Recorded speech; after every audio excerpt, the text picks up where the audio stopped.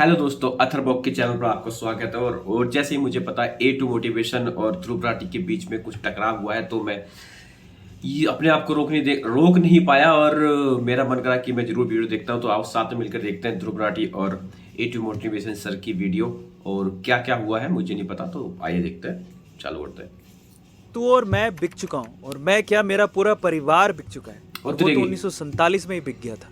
क्यों और कैसे और कितने पैसों में बिका, जानना चाहते हो तो इस वीडियो को पूरा देखना अगर हिम्मत है तो। अब वीडियो शुरू करने से पहले मैं मेरे हिंदू भाइयों से कुछ कहना चाहता हूँ, स्पेशली उन हिंदू भाइयों से जो मेरे कमेंट सेक्शन में आके गालियां लिखते हैं। देखिए, मेरे दादाजी ना एक बात बोलते थे। वो कहते थे कि हिंदू धर्म के लोग बहुत ही बढ़िया हैं, लेकिन उनके साथ सिर्फ एक समस्या है कि वो भूलते बहुत जल्दी हैं। जनवरी में भगवान श्री राम का मंदिर जब बना था ना, तब इंस्टाग्राम पे रील्स की, फोटोज की, भगवान श्री राम के पोस्ट की बाढ़ आ गई थी। भाई साहब सब सनातनी बन गए थे टीका लगा के। तो आप बिलीव नहीं करोगे, मुझे ऐसा लगता था कि अब सनातन धर्म के मानने वाले लोग जाग गए, हिंदू जाग गया।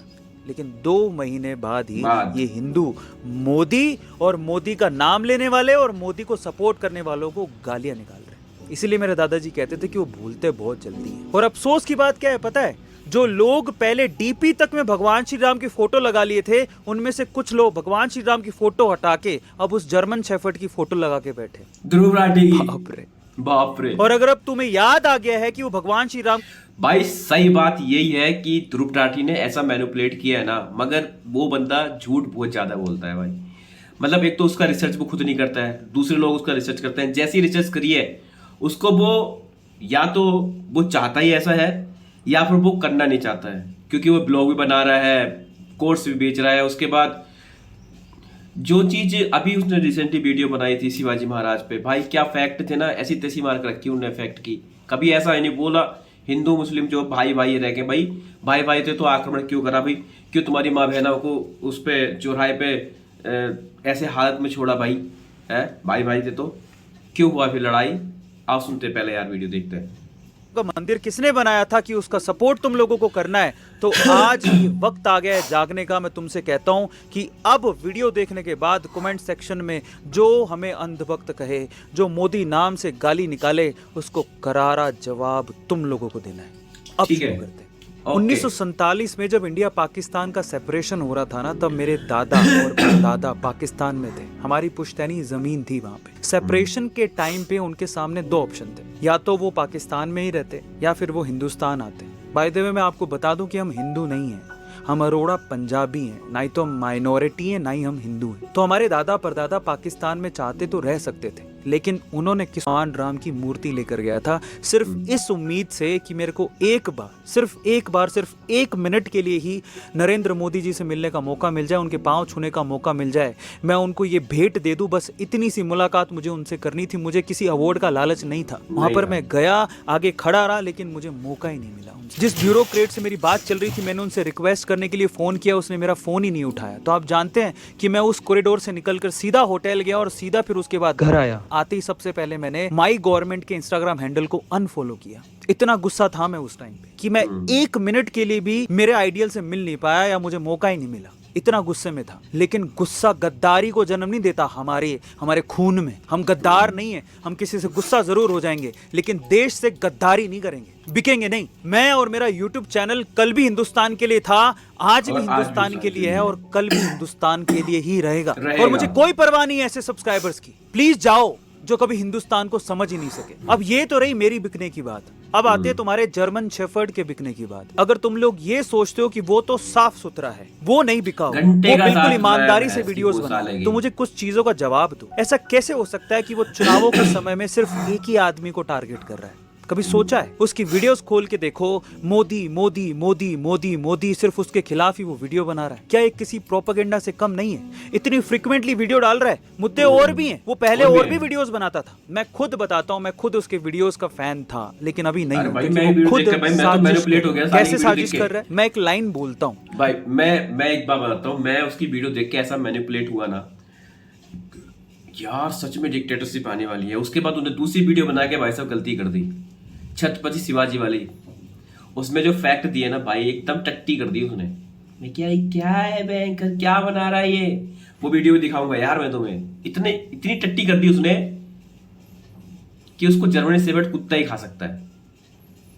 जो आप उसके चलो। कमेंट सेक्शन में जाके उससे पूछ कि इसकी सच्चाई बता, वो बता दे तो मैं गारंटी देता हूँ। उसको बोलना इंडिया सैम, यूएस जोई, और उसके बाद तेरे अकाउंट में डॉलर से जो पेमेंट आई, तू अपना बैंक अकाउंट से अपने डॉलर के पैसों का हिसाब दे दे भाई, मैं मान जाऊंगा। हमें भी पता है कि वो कहां से स्क्रिप्टें लिखवाता है, उसको पैसा कहां से मिलता है। इसलिए अगर तुम लोग ये सोच रहे हो कि वो तो दूध का दूल्हा है, तो वो नहीं है भाई। उसके चैनल पर जाकर देखो कि अचानक से उससे पूछना कि चुनाव पर सिर्फ एक ही आदमी को टारगेट क्यों चल रहा है, और मैं उसका रीजन भी बता देता हूं कि वो क्यों कर रहा है। देखिए, समझिए, नरेंद्र मोदी पूरे भारत का पहला ऐसा प्रधानमंत्री है जिसके सामने यूएस का प्रेसिडेंट भी फीका पड़ गया। जब लिस्ट आती है ना टॉप लीडर्स की, नंबर 1 पे मोदी है, 6-7वें नंबर पर उनका राष्ट्रपति आता है, और वो कभी नहीं चाहता कि भारत इतना सशक्त बने, कभी नहीं चाहते। और ये सब हो रहा है सिर्फ नरेंद्र मोदी की वजह से। इसलिए यूएस खुद चाहता है कि इन चुनावों में मोदी को हटाया जाए, बीजेपी की सरकार को हटाया जाए। ये जो हिंदू जाग रहा है, इसको शांत करना जरूरी है, क्योंकि इससे अमेरिका के मंसूबे पूरे नहीं हो रहे। और एक और बात बता देता हूँ, यूट्यूब भी इसमें दूध का दूल्हा नहीं है। आपको ये बात समझ लेनी चाहिए। अगर उस जर्मन शेफर्ड की वीडियो हर बार आपको दिखाई दे रही है, हर बार उसकी वीडियो में मिलियंस ऑफ व्यूज आ रहे हैं, तो उसके पीछे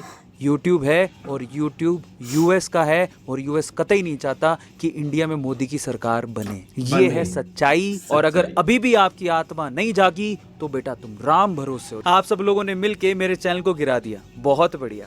लेकिन मैं आपको एक बात बता देता हूँ कि मेरे देश के लिए और नरेंद्र मोदी के लिए ऐसे हजारों चैनल कुर्बान हैं। और लास्ट में क्रिएटर अवार्ड में आए 3-4 हजार इन्फ्लुएंसर से भी कहना चाहता हूँ, भाई साहब, वहां पर आके मोदी जी से या फिर क्रिएटर से सेल्फी लेके, प्रोग्राम को एंजॉय करके या अपने प्राइज लेके आप लोग निकल लिए। और जब सपोर्ट देने की बारी आई, जब जरूरत पड़ी, तो आप में से कोई भी आगे नहीं आ रहा। पता है क्यों? क्योंकि सबको इस जर्मन शेफर्ड के फैन से बड़ा डर लग रहा है, क्योंकि ये लोग आके कमेंट सेक्शन में गंदी गंदी गालियां लिखेंगे। इस वजह से कोई भी इस पे अपना हाथ मारना नहीं चाहता। लेकिन ये समझ लो कि यही समय है जब आपके आवाज उठाने की जरूरत है, क्योंकि अगर आज आवाज नहीं उठाई ना, तो ये सारे युवाओं का ब्रेन वॉश कर देगा सिर्फ अपने पैसों की कमाई के लिए। लास्ट में जाते जाते ना मैं आपको एक बात बोलता हूँ। मैं बार बार, कम से कम 2 से 3 बार मैंने अभी बोला कि उस नरेंद्र मोदी ने भारत के लिए बहुत कुछ किया है। चलो छोड़ो, आप कहोगे कि इसका प्रूफ दो, या मैं कहता हूँ आप सिर्फ एक ही काम कर लेना मेरे कहने पर। नेटफ्लिक्स में एक मूवी आई है धारा 370। आज का जितना युवा, मुझे तो कभी कभार इस बात पे भी अफसोस होता है, कमेंट सेक्शन में लिखता है we are the fan of German shepherd, we love German shepherd. अरे तुम सरहद पे खड़े उस सैनिक के फैन नहीं हो। ये नरेंद्र मोदी जिसने अपना पूरा जीवन लगा दिया, 70 साल में जो बीमारी बाकी पार्टियां मिलके ठीक नहीं कर पाई, जम्मू कश्मीर तड़पता रहा, आग लगी रही वहां पे, इस आदमी ने अपने कार्यकाल में वो सब खत्म किया। उसके बाद इन लोगों ने आज जम्मू कश्मीर की जो हालत ठीक की है, आप वहां के युवाओं से जाके पूछो, उनके वैली को स्वर्ग बनाने वाला आदमी नरेंद्र मोदी है, जिसको तुम लोग गालियां निकालते। और अगर विश्वास नहीं होता ना,